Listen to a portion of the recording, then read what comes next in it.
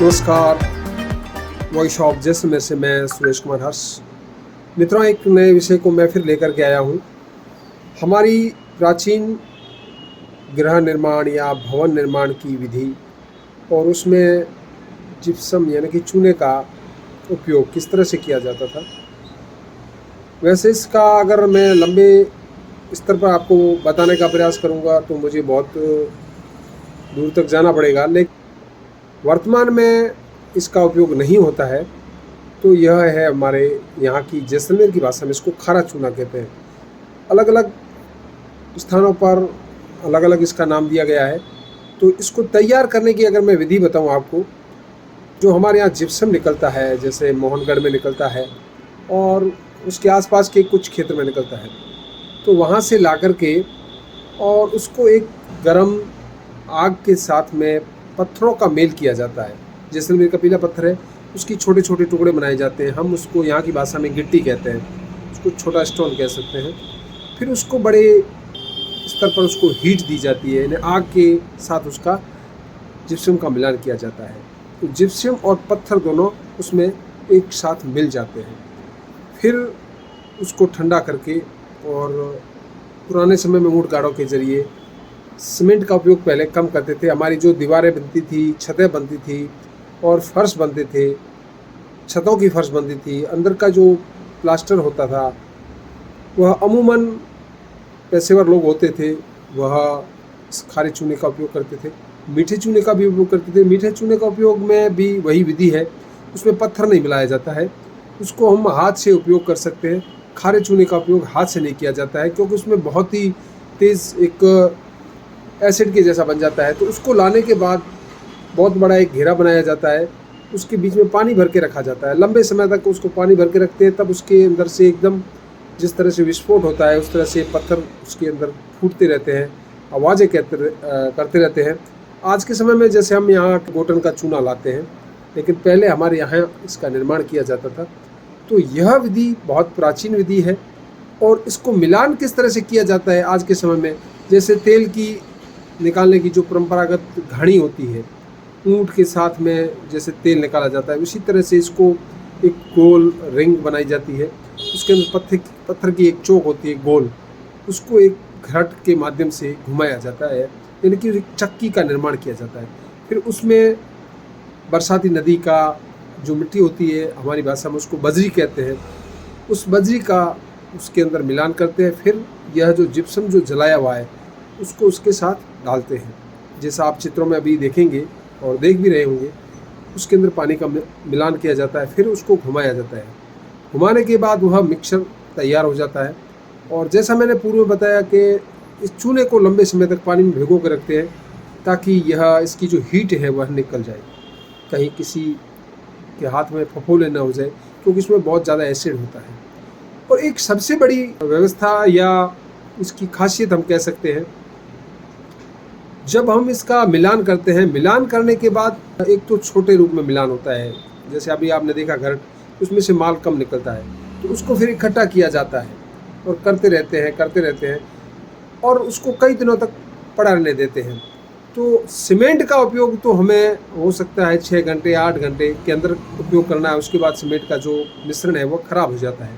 लेकिन यह 5 7 10 दिनों तक इसका मिश्रण पड़ा रहता है। फिर इसको जब उपयोग में लेना होता है तो उस हिसाब से इसको वापस रिसाइकलिंग किया जाता है, पानी के साथ मिला करके और मिश्रण करके सीधा छतों पे टोकरी के साथ छत बना ली जाती है।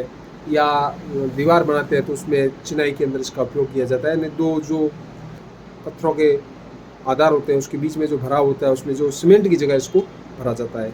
अब यह व्यवस्थाएं ख़त्म हो चुकी है।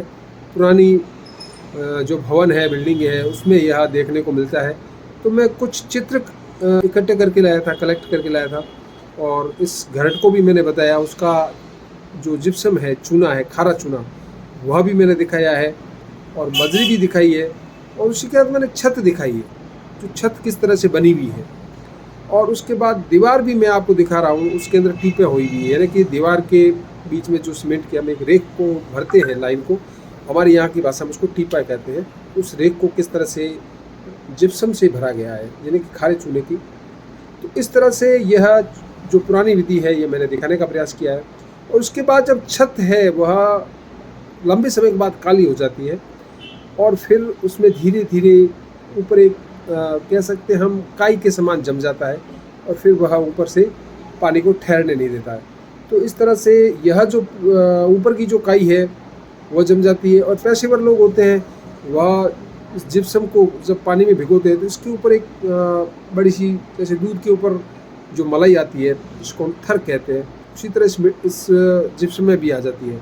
उसको छोटे भवन के निर्माण में साथ में जब छत होती है, छत बनाई जाती है तो उसमें कुछ वनस्पति पदार्थों का भी उपयोग किया जाता है, जैसे गूगल और उसी के साथ में मेथी और गुड़।